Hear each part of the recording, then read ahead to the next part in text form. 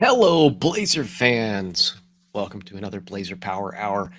I'm Ed Charbonneau, and today we're going to be talking about Blazor Hybrid, and Blazor Hybrid is pretty amazing, and I've gotten to where I'm pretty comfortable with things now. So today we're going to do an overview of Blazor Hybrid, check out where all the moving pieces are, and then I'll show you how to merge an existing web app into a Blazor Hybrid app with very little effort. This is super cool stuff. I can't wait to get started. So let's jump in. We've got to get into Visual Studio 2022 preview. You're going to need the preview bits for this to work. You're going to want to make sure that you have the correct workloads installed too. I'll bring up my Visual Studio installer just to make sure you all know where to find this. So I've got Visual Studio 2022 preview on here. And I'm going to go into the Modify tab for just a moment. You're going to want to make sure you have mobile development enabled here. And if you look at the mobile development tab, we have individual components here in Maui SDKs for iOS, Mac Catalyst, and so on are in there. You may need the desktop development as well on that. So make sure you have at least these two workloads enabled on your machine, and you should be good to go with the Maui stuff. Again, it's under individual components. You'll see the Maui bits light up in there. And once you have that installed, you get a file new project template that has a brand new .NET MAUI Blazor app in it. Notice mine still says preview on it. That's because this is not releasing as a global availability or general availability until next middle of next year, somewhere around first, second quarter. This will be fully supported. So we are working with preview bits. Just be aware of that. So let's go ahead and fire up this new Maui Blazor app template and see what we've got here. The naming here doesn't really matter too much. Do not call it Maui app, though. I have seen some issues with namespaces and things colliding. So you want to give it some kind of name besides the default here. So we'll just say Maui Demo 1. Hit create. We're going to do two different demos today. We'll fire up a brand new Maui app. We'll dig into it. And then, oh, hey, welcome SMAB UK.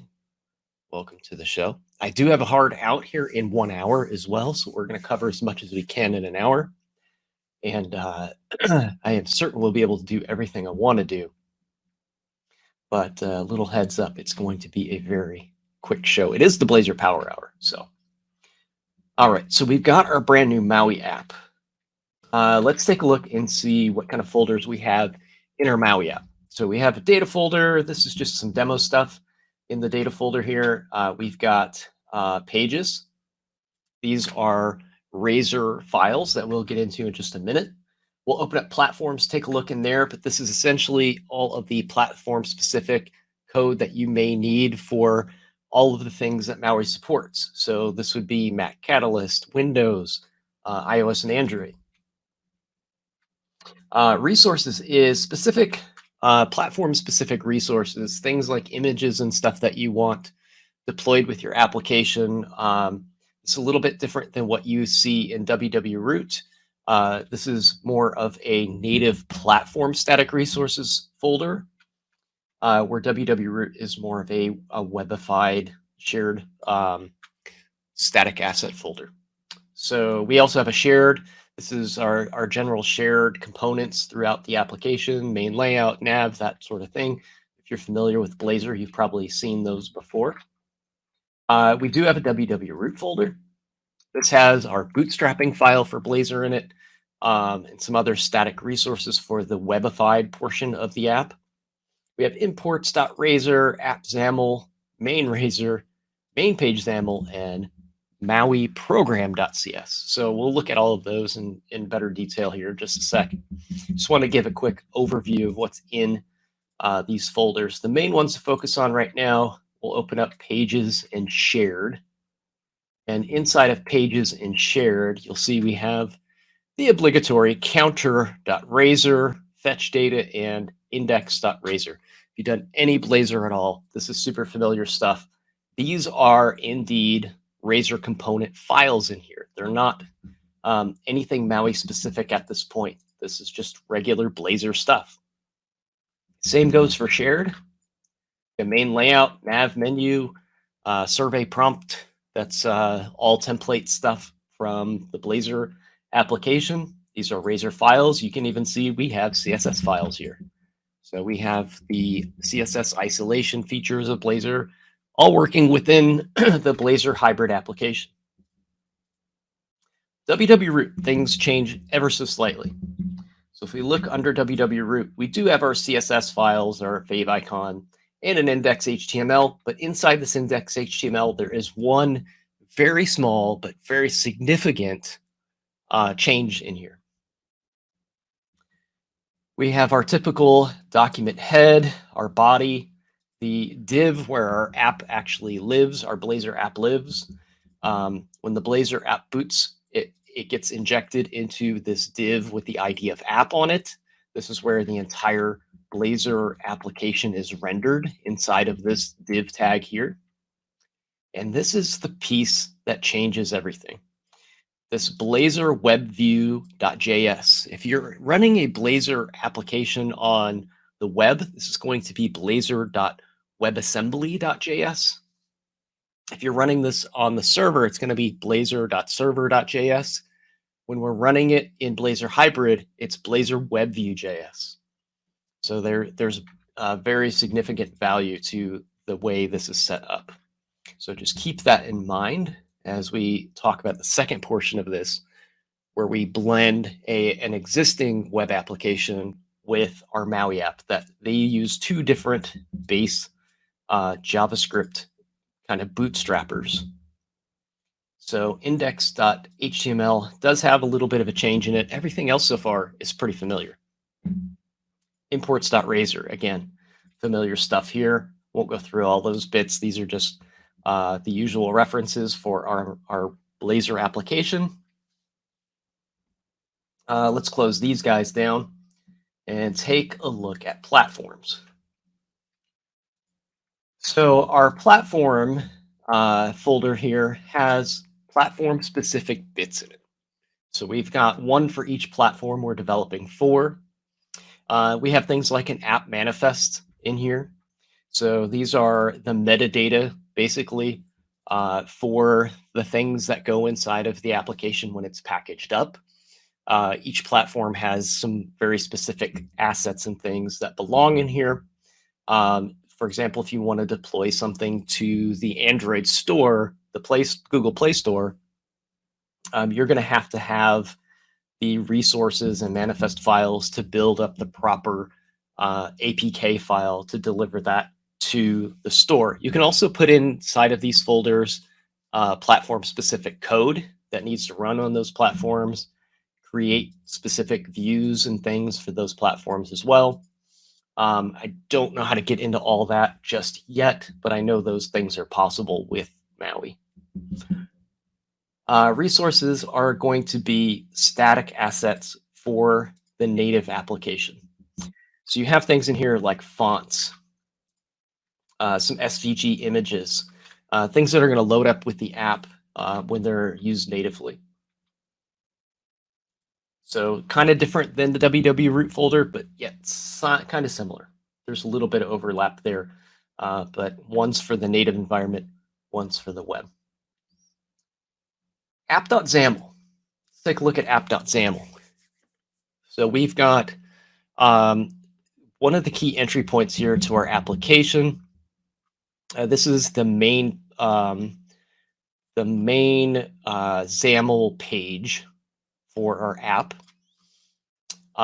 We also have a little bit of a code behind here, and this is kind of just bootstrapping that view. We also have main page.xaml, and this is the bootstrapping mechanism for the Blazor part of the application. This is the first page that loads up after the app XAML launches main page.xaml.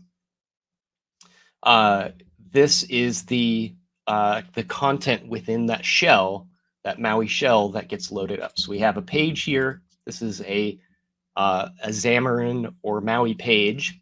Remember, Maui is the predecessor of, or Xamarin is the predecessor of Maui. Maui is where we're transitioning to. This is our Xaml page that we're loading up. Now, inside of that Xaml page is a Blazor web view. And this is what Blazorfies our Maui application. So we have a full Maui app with just a regular page in it, a regular Maui application page in it. Inside of that page is a Blazor web view. That Blazor web view is what takes the application and transforms that view into a page that can run HTML, CSS, JavaScript, and C#. This is very cool stuff here. On the Blazor web view component, there is a host page parameter here, and that points to our index.html file. We're going to circle back to this later when we start merging our two applications together, our Maui app and our web application. So this will be very important later on. What's nice to note here is we can host the entire page using this index.html. We can change this to something very specific if we wanted to. And we also, inside of that index page that we're booting up, we can define what component we want to load into that index page. So remember, the index page is kind of the wrapper that boots up the Blazor experience. It's our entry point for Blazor. And we're going to tell this index page, we're going to load the main component into it. So we can actually come in here and change this main component into something else if we'd like. The way this works right now is it's going to load main.razor. So if we look at this in detail, we're calling out the component type of main. It's getting that from here, from main.razor. So if we wanted, let's say, to take our entire application and just load one component in it, we could pull the counter component from pages instead of main.razor and just boot the counter component by itself. So this is something we have full control over here. We could point that to counter instead, and then our entire application is just going to be a counter. So we do have ways of manipulating how this boots up and what it boots into very easily too. Let's see, Maui program.cs. So we've looked at kind of most of the bootstrapping mechanisms so far. Remember, we're going to boot a Maui app. The Maui app's going to boot a Blazor app inside of it. So there's kind of that double bootstrapping process. And then, of course, there's the index.html page that boots up the app as well. So it's kind of a little bit of a three tiers of abstraction that takes place and gets the app running. Now, in Maui app, we run the typical builder pattern that we see in all of our .NET applications these days. So if we're building, a console app, a desktop app, a Blazor app, these are all very familiar patterns. The builders generally build something different on each of those platforms, but the pattern is the same. So we're going to create a builder, and we'll register our Maui web view. This is just setting up all of our services that make this app possible. We're going to use a Maui app, and this points to that root app.xaml page. We're going to configure any fonts. These are the local resources that I talked about that use or add the fonts to the native portion of the application. And then we can call our service collection and add in our dependencies to that service collection, just like we would in a Blazor or an ASP.NET Core application. So we'll call builder.services add. We can add singleton, scoped, all those things. We'll add a Blazor web view here as well. And what's nice about this is we only have to define these services in one place, and both the Maui application and the Blazor web view get these services injected into them. So it's one-stop shopping there as far as dependency injection goes. So that makes things super easy. All right, so let's give this a run. Running Maui apps. This is a good point to learning opportunity here and a point to make. So I've got various emulators set up here. Actually, I think I might have wiped them out or restarted, so I might not have various ones, but I have at least a Android emulator set up here. I've got the Pixel 5 on this one. If I hit this drop-down box here, you'll see there are a lot of options for running this application. I can run on an Android. I can run on Windows machine.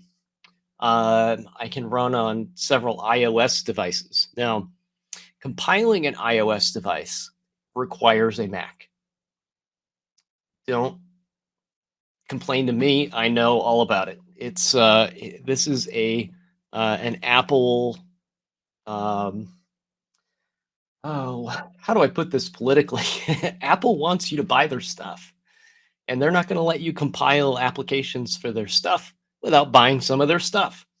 They're not one of the most profitable company on the planet right now because they're nice guys. So you do have to have some Apple hardware to compile these applications for iOS and Mac OS. Now, there are services that will do this for you, so you may not actually have to have hardware on premises to do this. You might be able to farm that out to a third-party service to do, but at some point, it's touching some Mac hardware to do the compilation.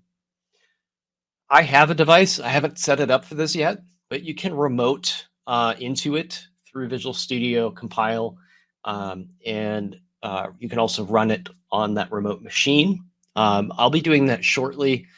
Sam Basu, my good friend here at Progress, is going to join me one day and help us set that up, and we'll live stream that so you can all get an understanding of how that remoting and compiling through that remote machine works with Visual Studio and Maui. So that'll be interesting and fun.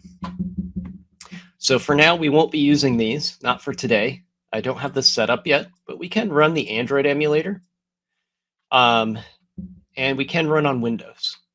So we do have those options. So let's go ahead and fire this guy up. Now, I will warn you, this first build does take a while. It did come up awful quickly there. That's just the emulator popping up. And the emulator itself has an older app that I built. So we can see if we can knock this off. It's kind of froze while it builds up here. Like I said, this first compile, expect it to take some time. There we go. It finally cleared that page. That is not the app we just created. And Google is it thinks I'm thinks I'm trying to use the voice assistant, which I am not. All right, so you can see it building in the background. It's nice to know that the emulator is up. So if you build this for the first time and your app fails to deploy, it will say deployment failure. That may be because your emulator has not started up yet, and Visual Studio is trying to deploy an APK to an emulator that is offline. So sometimes this will take 2 builds. So that's why I said it was nice to see that my emulator had popped up. So just keep that in mind. Try it twice before you give up and start troubleshooting. So we've got our Maui application up and running. It is in an Android Pixel 5 emulated device, and it is a Blazor application. So this is a full Blazor app. It is taking over the entire UI experience for the Maui application here. So we've got our fetch data, we've got our counter component, we have our home page with our survey component on it as well. And this gets installed to the device. And you can see we've got our card actions here on the Android app, and it does get a logo and all of that stuff. So this is a real true application. It's not like a PWA or anything like that. Not that there's anything wrong with PWAs, but that's not what we're setting out to build today. And if we look, there's several of these demos in here that I've done over the past couple days. So they are getting installed on the device as APKs, and they do have an icon that sits on the home screen of that device. So this is working. So that's nice to see. This ran on the first try. We're going to go over and run this on Windows now. So we'll switch this off to a Windows machine up here at the top. And we'll go ahead and run that as well. These don't take as long to compile. The mobile devices seem to take a little bit to get compiled and working.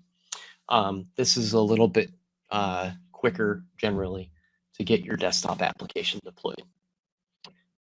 Depending on your machine, mileage may vary, but generally we have a deployment error here, so that might be a good learning experience for us. It seems like it's trying to do something it's not allowed to do.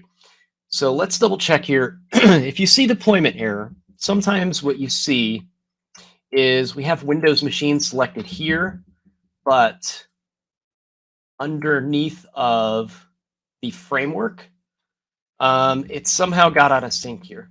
So you can see it right here. It is set for a Windows machine, but the framework is set to Android. I don't know why Visual Studio does this. I think it's just part of the fact that we are in a preview environment. All the bells and whistles haven't been fine-tuned yet. So just if you run into those deployment errors, again, make sure your emulator is running if you're doing an Android application. And if you're doing Windows, double check your framework and make sure that it matches the type of device you're trying to deploy to. So if you're on Windows, make sure that this says Windows as well. If you're on Android, make sure it's set to Android. It should sync those two things up, but obviously it doesn't do it every time. So go try that deploy again and see it will run on the desktop this time. Fingers crossed, but I'm pretty certain it's going to work. And we get a full debugging experience here too, I believe. So everything looks like it's connecting up in the back end, and there's our application. So we have a Maui app running on our desktop. You can see we've got an icon down at the bottom of the screen. So that is working. It's installed as an application on my machine. Matter of fact, we called this what? Demo 1. There should be a Maui Demo 1 app in our applications on our machine now. It's installed right here on the Windows device. So there's our Maui application running on the desktop. Nice and fast too. So one of the things that's going on here is that that index file that boots the blazor.webview.js is not using WebAssembly. It is telling Blazor to use the .NET runtime that's available here on Windows. So WebAssembly is not as fast as .NET running on a native environment. It does a lot of interpretation to work inside of WebAssembly. Things are just in time compiled on the native devices, and you're going to get a lot better performance here on the desktop. So we have that, and we can also do all the things that Windows gives us with our app. So we can pin it to the side of the screen, etc. All of those things work inside of a Maui app. We can also call native environment APIs too. So if we wanted to call some native Windows APIs from within this app, say we wanted to take the weather that's on this page and cache it locally on disk on this machine, we could do that. We could do that on Android as well. I don't have the API calls ready off the top of my head. That's not something we're going to get into today, but it's relatively easy. There's something called Maui Essentials, I believe, that gives you a lot of the common APIs with all of the different devices that you're deploying to, and lets you write fairly common code to do most tasks for every environment that's there. So we've not only got the accessibility into JavaScript, but we can use .NET libraries that are just general business logic, and then we can also use APIs that can do system level things with our devices.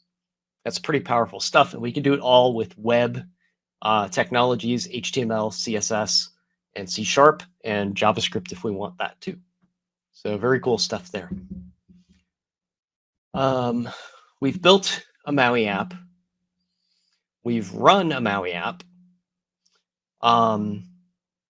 Let's go ahead and talk about building an application that uses both the Maui application for doing web, desktop and mobile, but also adding in a web experience as well. So we have the ability for users to come to our website and use it with any device through a browser. This will cover things like just browsers in general, but maybe Linux users. We don't have a way to deploy to Linux with Maui yet. So this can be very helpful for that. And we can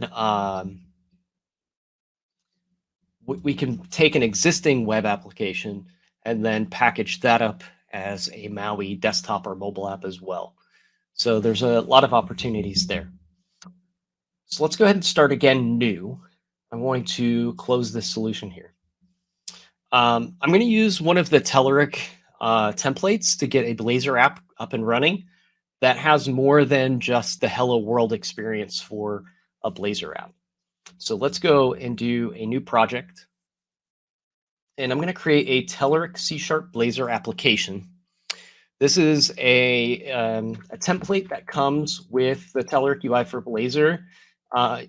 You do need to install the Visual Studio extension to get this, but it's fairly straightforward. Once you have it, it's going to give you a nice setup for creating web apps with Blazor. So we're going to use this one. So we'll call this Telerik Blazor app demo, and we're going to create a brand new project for that.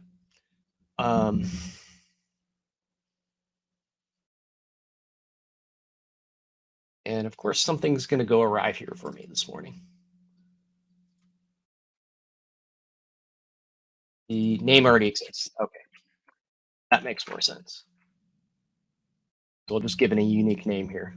And it's worked yesterday. It's not going to work today. Maybe we need to restart Visual Studio. Let's try that.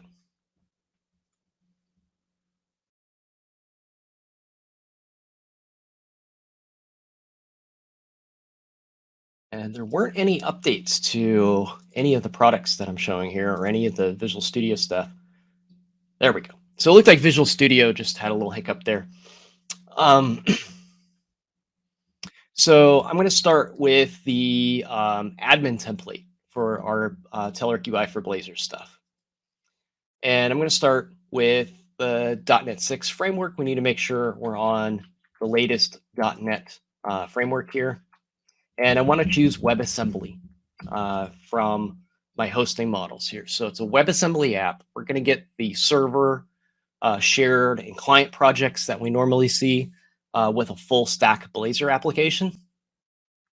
And we're going to get some nice UI bits here as well.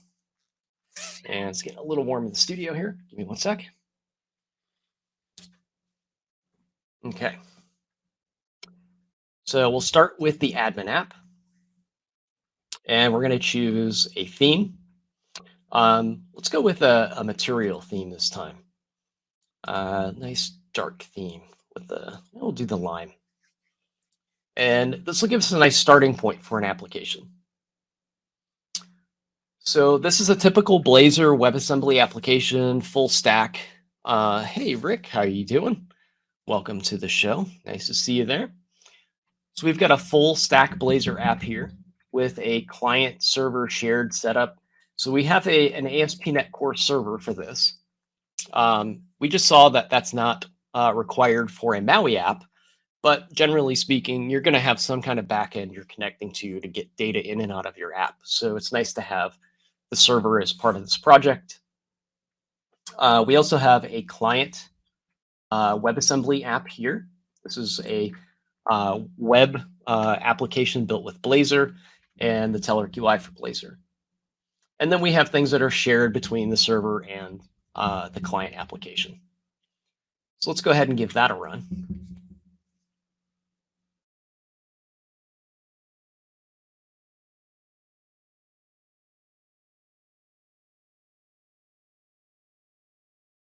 And while that compiles up, we should have a nice dashboard experience here. There we go.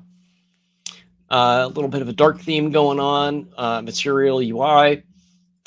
We have our tab here, tab navigation here to the left. And this is like a nice accordion menu that can come in and out. We have charts and graphs and data grids and all that nice stuff to get us started. And these are drag and drop as well. So we can move these things around our dashboard. There's a couple different pages and things here. It's a nice starting point to get us moving towards an admin type application like this. So this is something that I want to take and embed inside of a Maui app. This is a Webassembly app right now. Let's add a desktop deployment to this as well. So inside of my solution, I'm going to go ahead and add that Maui template. So we'll say add new project. .NET MAUI app Blazor preview. And again, this doesn't really matter what we call it. We'll go ahead and add that to our project. All right. So now we've got 4 different solution projects in our solution here. We've got our WebAssembly client project. So we've got WebAssembly at the top. We've got our ASP.NET Core server. We've got a common shared library, and we have our our desktop and mobile shell for Maui in this project.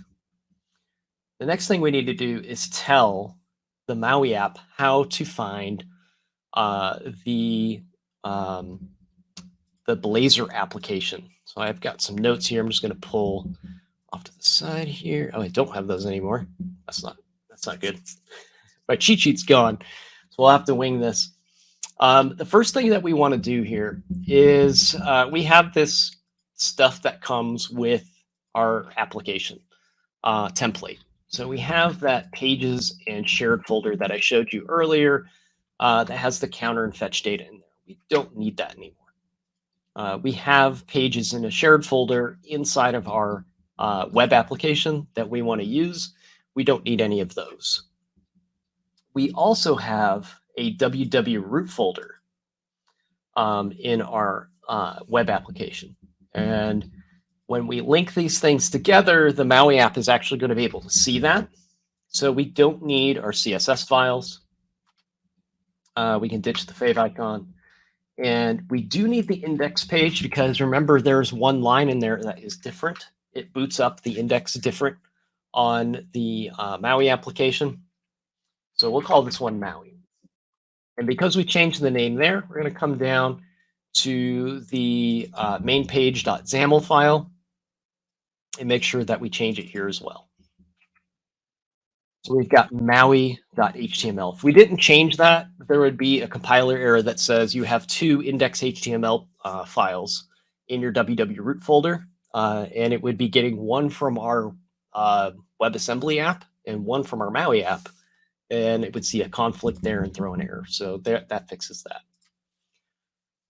The next thing we need to do is we need to get the pages and components from our client application. So we want to link together client app with the Maui app. So we want to put those two things together. We can do that by saying add a project reference. We can reference the client application. So that's just step 1. The next thing we need to do is tell the Blazor WebAssembly or the Blazor web view that you see here, where to find the pages and routes that are in that other assembly. So we're going to come into app.xaml and, oops, sorry, wrong one. Sorry, main.razor, the entry point for the Blazor application. And notice some things are already red squiggles in here because we deleted some resources. So what I want to do is say, this is Telerik Blazor app 6. And now we start getting some IntelliSense here. That main layout is going to be found under client shared main layout. So we need to get that component. And it's also repeated here. So we're just fully qualifying that namespace. And then to find the routes, we need to come up to our router and say add additional assemblies. I always forget the syntax for this one. I'm going to go ahead and look it up. This is where I usually keep some notes, but I seem to have lost them. So we'll just say Blazor routing additional assemblies into Google, and that will pull up the docs for this. And this is pretty easy, straightforward stuff. It's just I can never remember how that that route is defined. Route from multiple. There we go. So we'll take this line. Additional assemblies equals a new array, and then we pass in the array of items that we want to go find. So we'll drop down to a new line. And we'll say add additional assemblies, new array of type. And this is going to be pretty much any part of our WebAssembly project we can point to. So I'll just say Telerik Blazor app 6, client, and then app here. So this will allow the Blazor application to search this assembly and find any routes that have been defined in the components there. Yes, Fuel Snabble, this is Maui. So we are now connecting our Maui app with our Blazor app, so we can reuse our existing Blazor WebAssembly application within Maui. So we've got that done. I also have some DLLs, some dependencies that exist in the WebAssembly application that I need to add inside of my Maui app. That is correct, Fuel Snabble. It is a glorified web launcher. Now, it's a little tiny bit more than that, but that's a pretty good summary. So I have some Telerik components in here. If you have any third-party components, things you didn't build yourself inside of your Blazor app, DLL or NuGet package references, you may need to add them to your Maui app as well, so it can find those DLL files when it's deployed. So we'll go ahead and add that. And I'm getting some sort of error here still. Let's go ahead and clean this. I have noticed that you can get some odd behaviors like this, where the compiler gets a little confused as you delete and add things to your application. So let's make sure we haven't broken any of the markup here. Sure we have proper opening and closing quotation marks and all of that stuff. Sometimes it helps to just close these files out and reopen them. So let's go ahead and pull that main.razor back up, and it looks like that has sorted itself out. So the Razor editor and the compiler can get a little bit confused as you go through this process of setting things up. There's a lot of deleting of files and adding new dependencies to things. And let's go ahead and try to run this. Let's do a build first. And something failed. Let's wait and see. Oh, I know what the error is here. If I go into my imports.razor, we deleted this shared folder. So we'll take that out. Again, it's getting that from the Webassembly app. So that's gone and it's not needed anymore. So go ahead and build again. And it's working. It's busy down here in the corner. I know it's probably hard to see. And we still have something missing here. Sure does not exist. There it goes. That one finally cleared up. Could not find file. This one is just going to be a clean. And we will rebuild again. So clean and build. Once we get a compiled app, we should be able to run it. And I know there's one more key piece here that we're going to need. One more key piece. But we'll run it with an error first. I want to run it with the error so you can see. That's not the error I'm talking about. Let's try closing this down. We'll close down Visual Studio. Let's go ahead and make sure the emulator is off as well. I think this is just growing pains here. It's trying to compile the application, and it says that a DLL is missing from the project reference that we made. I think this is just, again, all the moving pieces that we just had there have gotten the app the compiler a little confused. So we'll go back into the demo that we were working on. It was Telerik demo 6.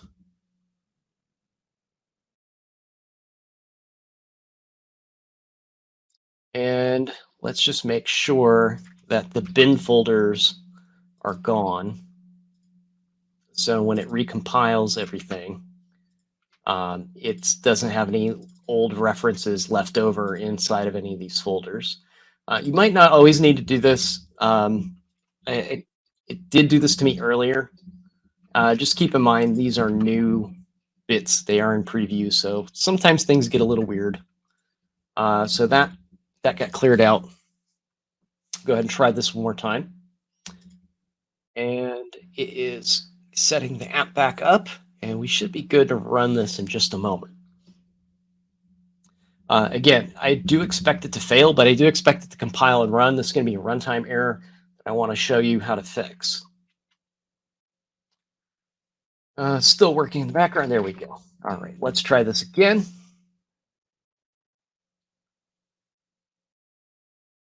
Cross your fingers. Hopefully it got that DLL that it cached out of the way. And come on, compiler. We're cheering for it. We're rooting for you. You can do it, Rosalind. Almost there. And something failed again. Look at that. Something failed in the client application this time. So let's see if there's nothing in the error list to let us know what's going on. It still hasn't finished compiling yet. Live demos, am I right? Sometimes they work, sometimes they don't. Build succeeded, it says. Okay, so I guess it didn't fail. It just pretended to fail. All right, so one thing that we need to do is go into our shared, our server application. And in our server application, we're going to open up a new terminal. And down in our terminal over here, right here, we're going to do .NET Run. So I'm going to say .NET Run. That's going to run the server part of the application. Again, we do have some APIs that we're calling from our web server, and we need to be able to locate those and get responses back, or none of this works. So that's step one. Then we need to come over to our Maui app. And we're going to tell our Maui app to set as the startup project. And then when we do the Maui app as our startup project, notice the top here changes, and we get that, that Android Windows machine dialog. Good morning, Napalm. Welcome to the show. And I'm going to double check this again, make sure the framework is set to Windows. It is. And then we should be able to run this. and hopefully we'll see our Maui app, but I do know for a fact we will have an error. All right, so it's loading up. We should see our shell come up. And then once the Maui app starts to load in, we will see this ugly yellow banner at the bottom of the Maui app that says an unhandled exception has occurred. That's not good, but fortunately I've been through this before, so I can show you where the problem exists.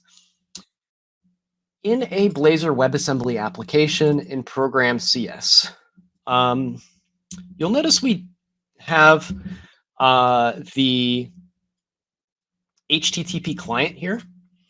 And it says add scoped HTTP client with a base address of URI builder, such and such a address. We're working with a different platform here. So we're going to call in this HTTP client. We don't have a reference for it here, so we'll go ahead and add a using statement. So what is happening in this instance is I have in my Maui application the Blazor web view running, and by default, the Maui application doesn't use HTTP client. So that that exception that we saw, even though we didn't see the text for it, what that exception is, it would have said a service is not defined for HTTP client. So dependency injection failed to inject a proper service. And I don't know why that's not working. Give me 1 second to grab another file. Let's open Visual Studio Code here and go browse another project where I've done this before. And we'll get the correct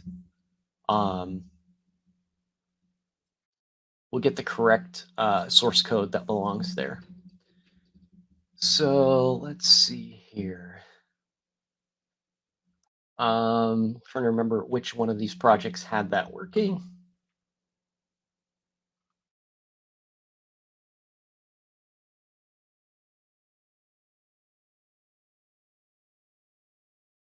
I think this might, yeah. Go, and we should be able to dive into, it's a web app, but no, it's not. Platforms, properties, resources. Yeah, that folder should be fine. Yes, I trust this. It's mine. In Maui Program CS, here is the actual code that we want right here. I don't know what I was mistyping with the URI over on this end, but it didn't like it. But we want this to say, oh, I know what it is. It's a using statement. After all that, it was just a using statement I was missing. We do have a little bit more significant code here, though, so we can talk about this. This is a happy accident. Two things that you want to do here. One is fire up a new HTTP client. You want to do a base address that finds it in a less static way than I'm defining it here. But for demo purposes, we're just going to point at the server that we're using for the back end of the application for the data. This is running on localhost 5001 in my scenario. So this may change depending on what you're running. Again, I need to find a better way to do this, but for now, just hard coding it like this works fine. Another thing that I found is that your Maui app will not attach the proper request headers to your HTTP calls by default. So you want to set your default request headers to user agent request for using it with external APIs. I found this was a problem with something like the GitHub API. Once we have our HTTP client configured, we'll inject that here. And then we can run this on our Windows machine again. And this should run in our desktop just fine. And we do have another error. Maybe my server shut down. So let's double check that.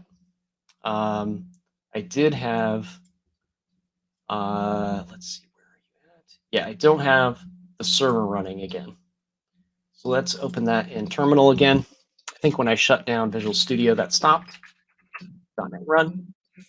Make sure the web server is running, and it failed. So let's try kicking IIS if it's up. It is not. Yeah, the web server is not running correctly or something, and it's hung. So let's see. Let's try that again. One more time. There it goes. There's our web server. Let's try our app.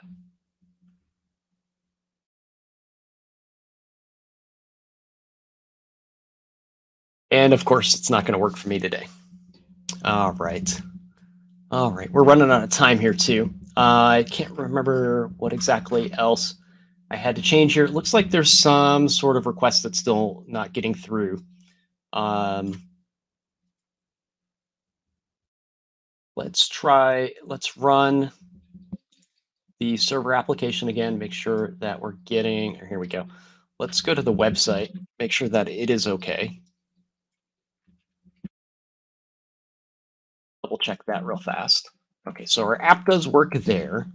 Looked like there were some missing assets or something still, and I'm not sure why. Let's see, we changed, oh, I know what it is. I know what it is. There was one more thing we needed to do. So there are two different indexed HTML pages.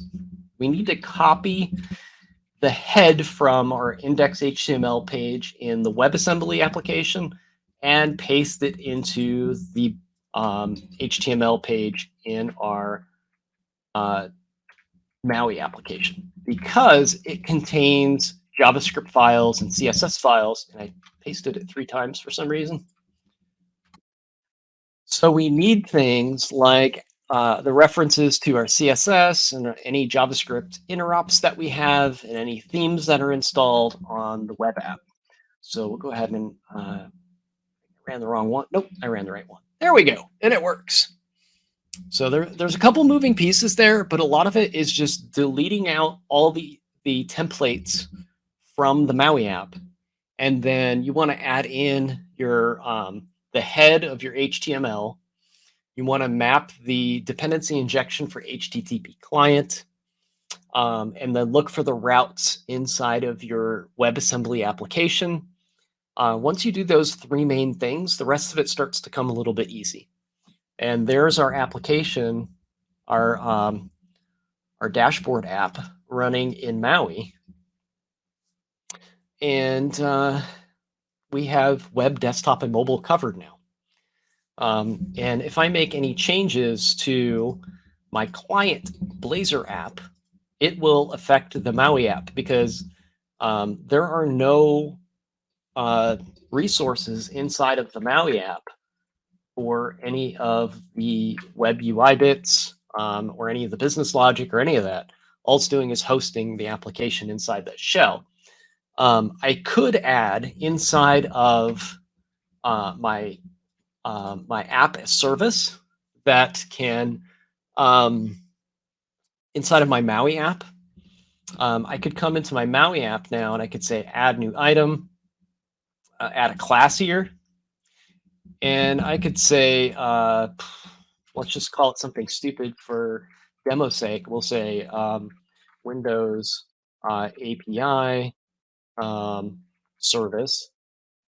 We wouldn't really call something this, but just for demo's sake, I could say this is a service that I want to call inside of my Blazor code.